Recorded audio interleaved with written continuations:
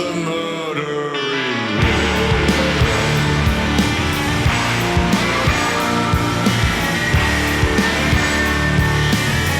She's joined the dead, laceration of the moonlit sky.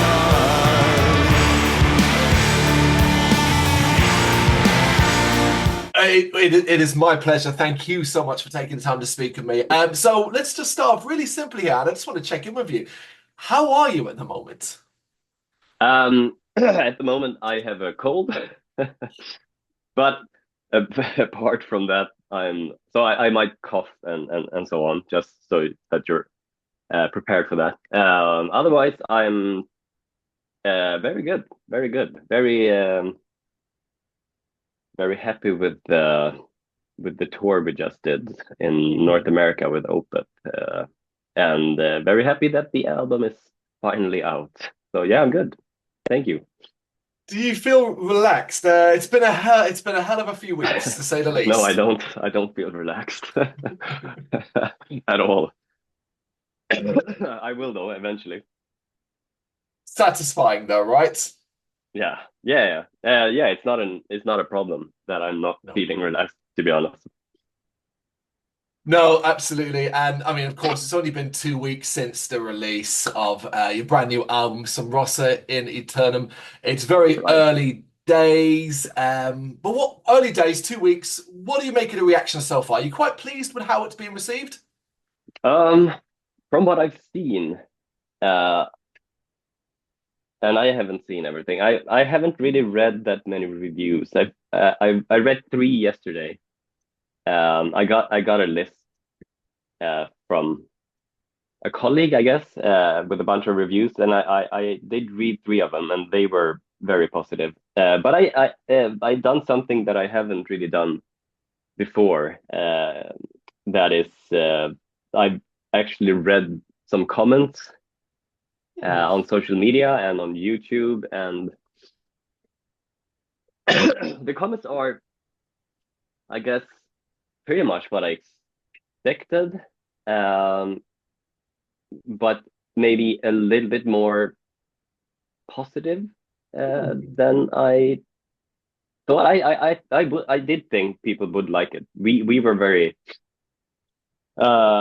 satisfied and felt very confident in the material, but it's a change, and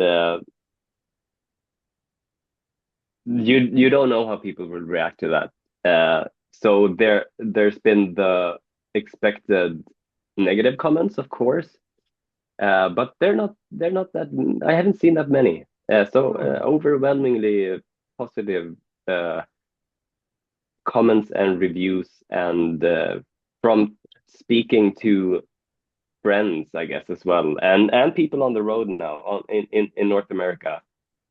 Just speaking with people like at the merch table or something. And I don't know if people come up to you and tell you your new album sucks if they think so. Maybe some do, but I think people are more inclined to let you know if they actually like it. So I don't know the sample rate of that, but yeah, overall very positive. Yeah, I'd imagine it is quite rare to have someone come up and just openly say, "Yeah, let me tell you how bad your album was." It would be a rare event. But It happens. It happens it would be in interesting, I Germany. suppose. Oh, well, yes, of course. Depending upon the country, absolutely, you're going to get a much more direct response. Yes. Um, what you said it was the first time you looked at comments, like you've gone down that rabbit hole, so to speak. What tempted you this time? Because you knew you'd crafted something special here, but you also knew that it, as you said, change, we don't always handle change well. Right, right. What happened? Was that the question? Yeah, What changed? what tempted you? What tempted you Right. to go down the rabbit hole to look at these comments? Um, Honestly, I think I'm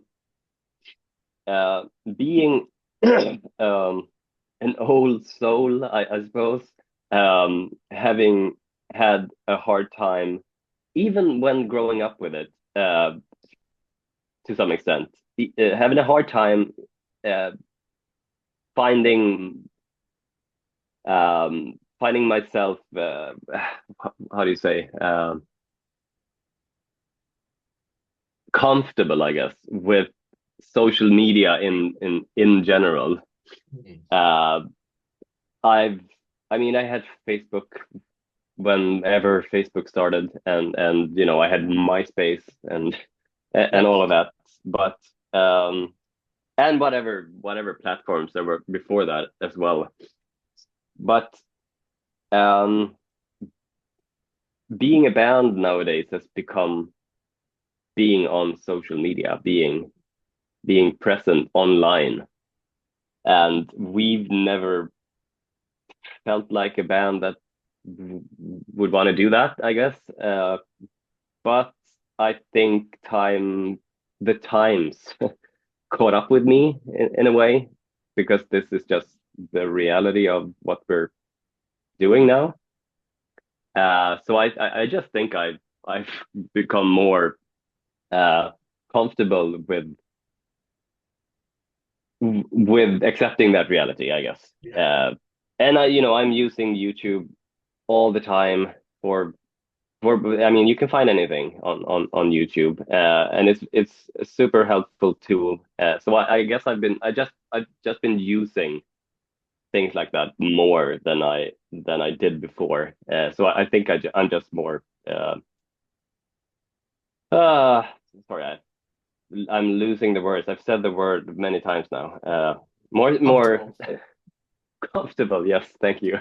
With doing it now, and also feeling like it's it's also fun engaging with fans, uh, and I'm more comfortable with that as well. I'm not back uh, back in the days. I was about to say, but just a few years back as well. I I mean, I'm an introvert, so Yeah.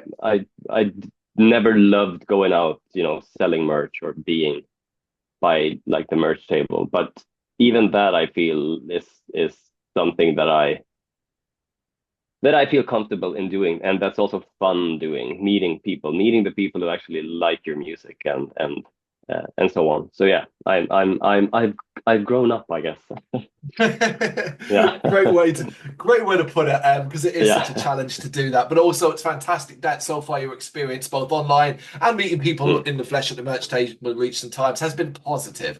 Uh, yes. because Sub Rosa in Æternum, it is a special album. Proof that you as a group refuse to stagnate and you're always finding new ways to be creative. When you reflect on the album and the work that went into it, do you think this was creatively an easy period for you to come up with what you were doing? No, it wasn't easy. Mm, It wasn't easy. At least not for me. Uh, it seems easy. I don't know. Joseph, the other guitar player, seems very easy for him to write yeah. songs. He can just he's always. I mean, he's had his own studio since he was a teenager. So he's doing that more, and he's been always been writing songs for multiple projects and bands and so on. When I write songs, I write that is what you've heard. That's what I Mm. write. That the Tribulation songs. And I don't think I've written a single Tribulation song that hasn't ended up on the album. So I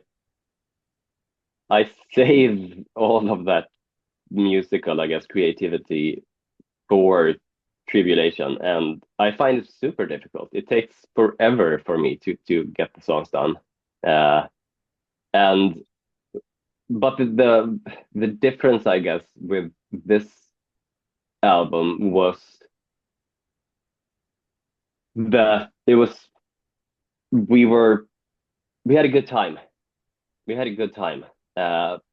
When we were when I was on my own trying to figure out what I was doing, it was uh, horrible as it always is.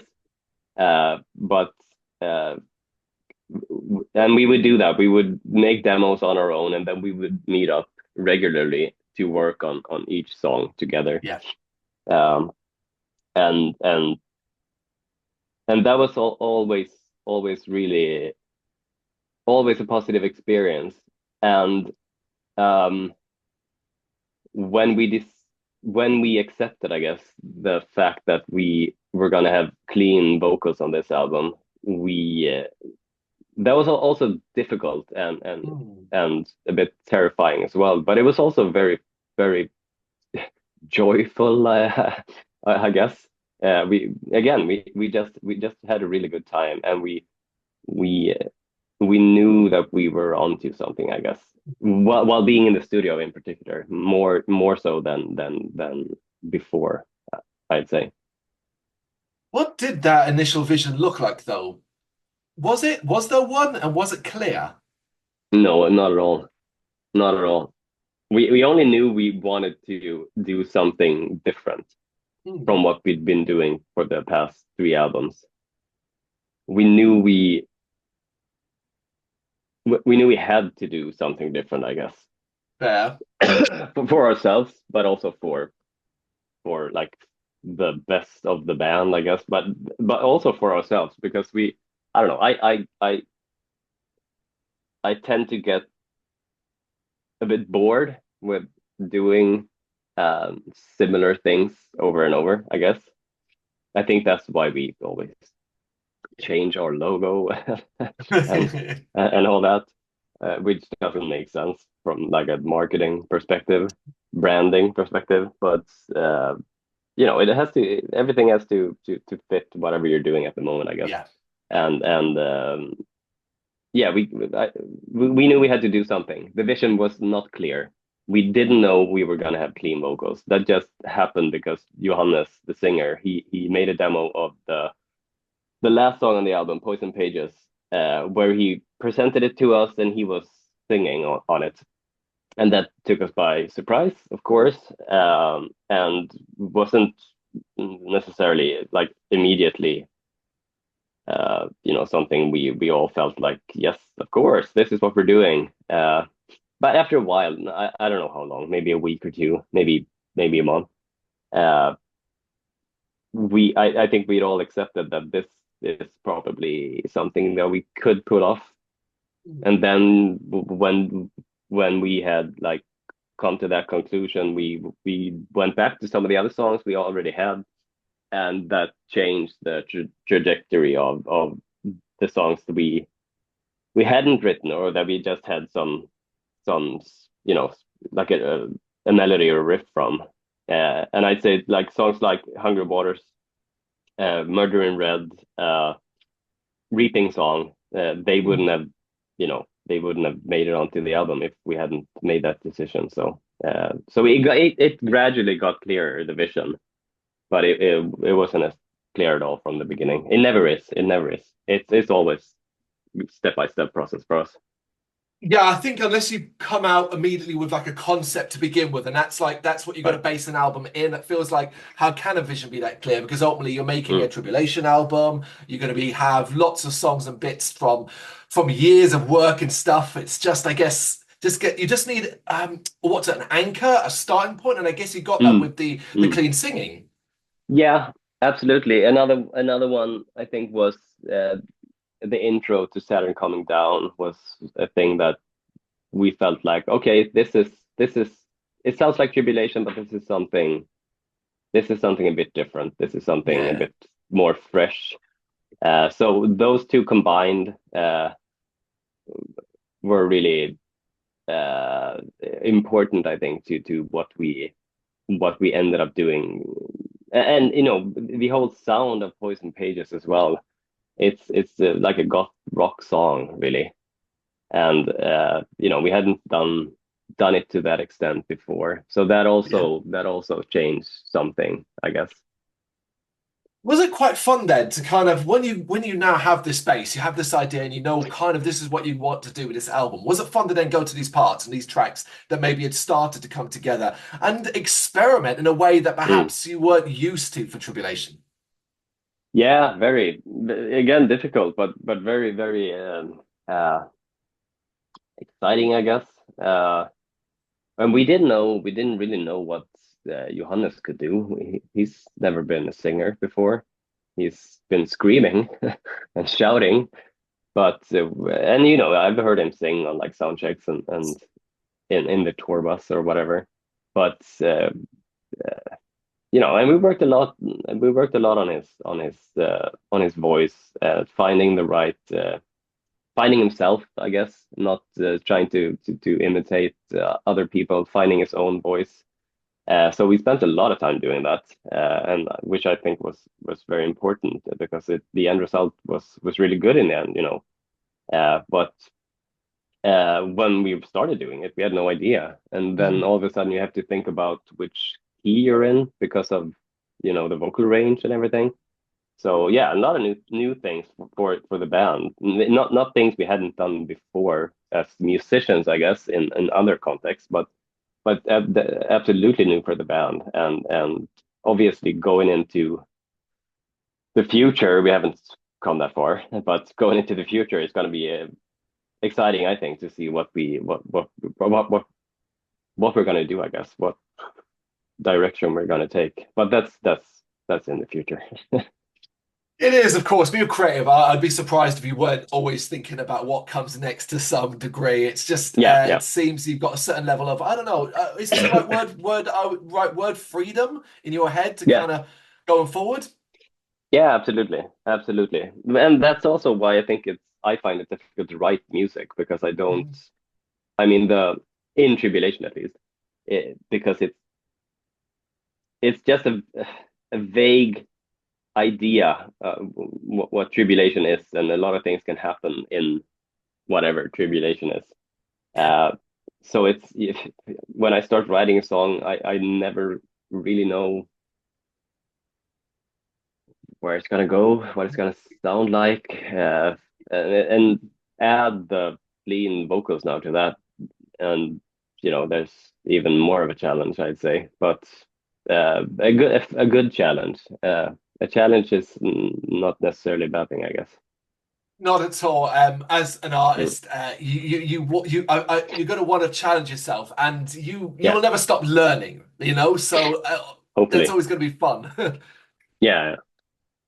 Well, one of the things that I love about this album is the variety. Is you can spend a hell of a lot of time studying it and digging into the tracks and pulling it apart. But you can also kind of rock out boogie, club bangers, Mhm. goth soundtracks. A lot of fun. As these tracks start to come together, how much trouble did you have shaping the flow? What I mean by that is, for example, the middle section where you go from Hungry Waters to Drink the Love of God to Murder in Red. I love that section. It's really Mm. inspired and it flows brilliantly. Did you have a lot of trouble putting together basically the track listing and getting that flow right? Um, I don't know if I would call it trouble. Hmm. We didn't.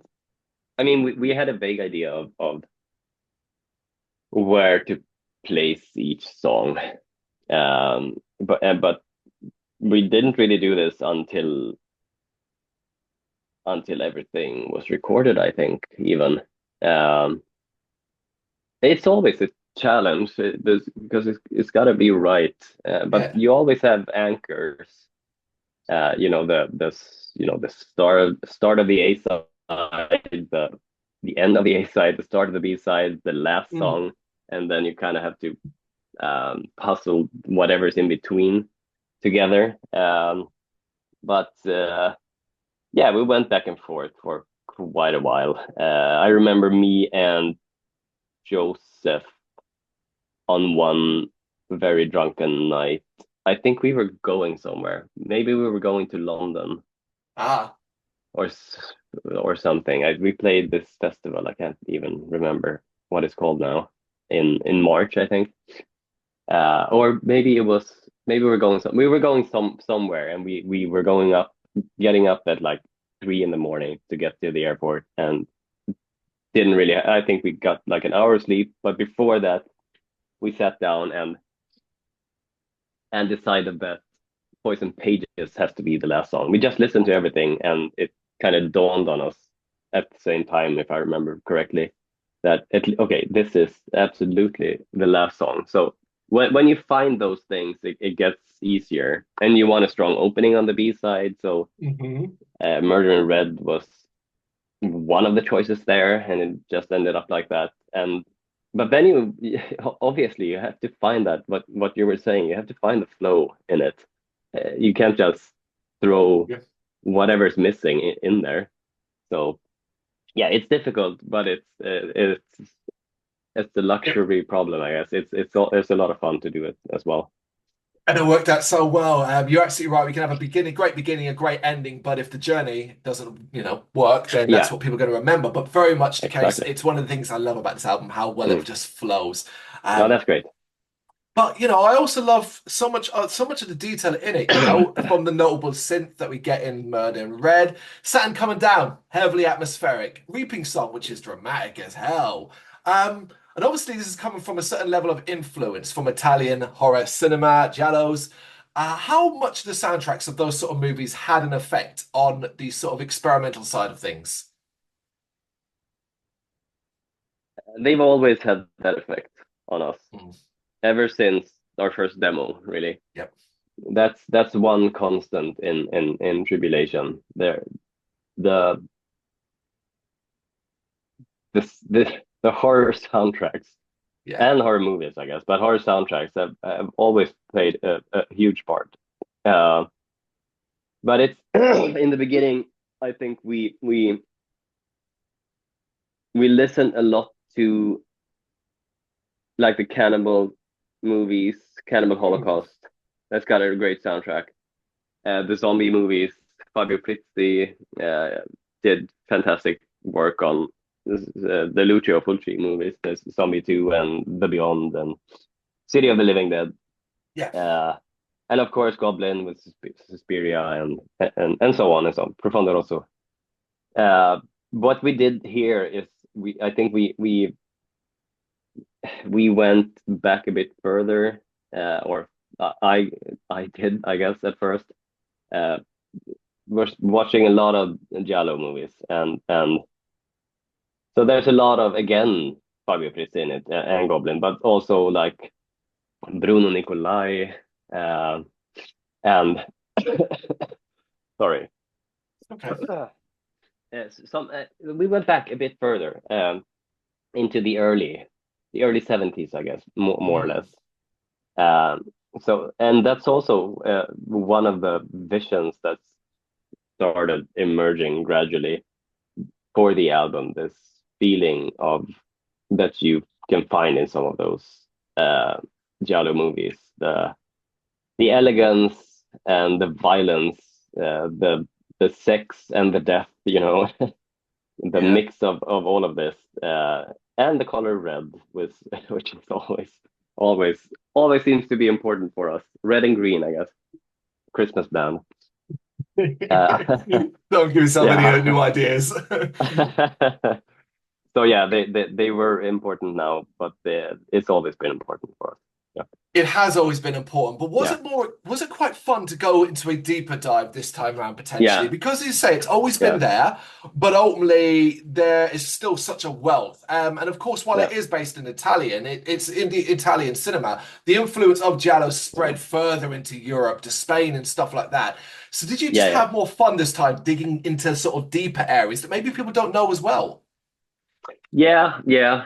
I mean it is mostly Italian, I guess, but there are a few other and just horror as well. I was very influenced by what's it called, the a Belgian film, Daughters of Darkness, and again the soundtrack to that. It's Yeah. just I can't remember who made it, but it's just amazing. There's a treasure trove of both good, bad, and good movies out there from that era. But most of them have this. I don't know. They're always beautiful, and that is something I want to have represented in Tribulation, and but also the beauty that again is mixed with the violent side of things. That's why Murder in Red is fairly violent. Has got some fairly violent lyrics to it. I didn't want it just to be like a crooning, Chris Isaac kind of song only.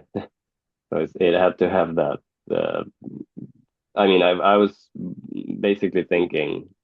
uh, like a more poetic Cannibal Corpse song lyrically.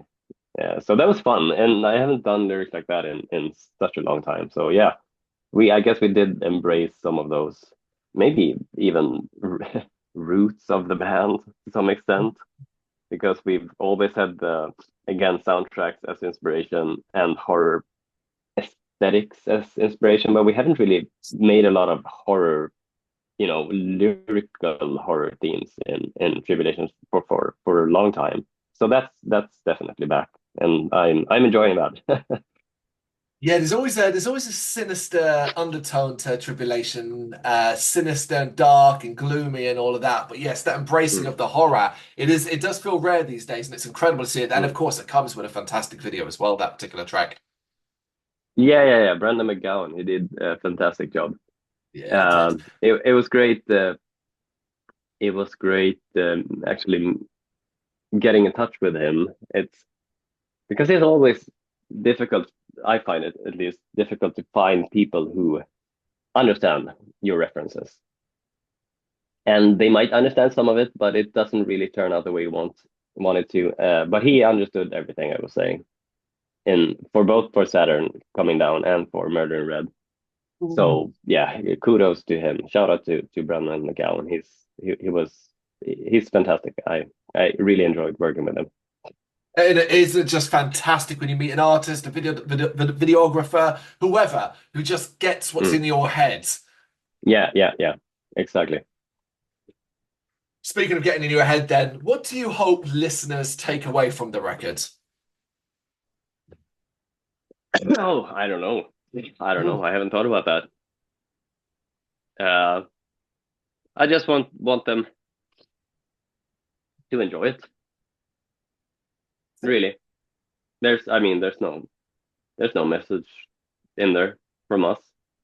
Just if you're into cool stuff, this is this is for you, and I hope you enjoy it. That's pretty much it. If people find an interest in some of these movies that we've been talking about, then that's fantastic, of course.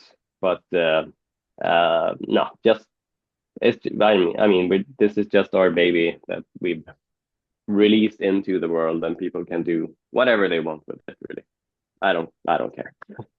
Fair enough. Then on that front, then, what would success for this record look like for you? Um, that it spreads, I guess, that more people uh, than are currently in the know about the band, Yeah, get to know about the band. Really, I think yeah, it's got potential to do that.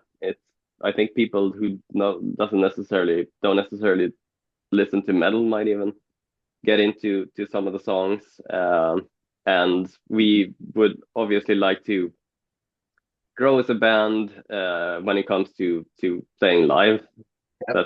That's always been a thing. We've been around for a long time now. So yeah, really hoping for a bit of a step up in that section of our business. That would be awesome. We love playing live, and we love uh, yeah, we love going on tour and Yeah. doing that. But of course, it would be easier if we could do it more often, if more people came and so on. So that would be success in my book for this album. All completely fair. Bigger shows, more listeners, get that accessibility Yeah. out there. I can't see why the hell it's not going to happen because it is an incredible album. Sub Rosa in Æternum out Mm. now. Adam, you've given me 30 minutes of your time and with the cold as well. Thank you so much for taking the time to do this. Oh, my pleasure, man. Thank you so much. Thank you very much for watching. If you'd like to see more content like this, please consider hitting the subscribe button. It is gratefully appreciated.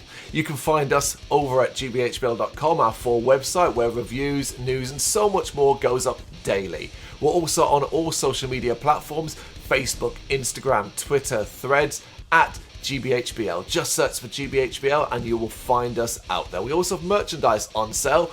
You can access the shop via the website.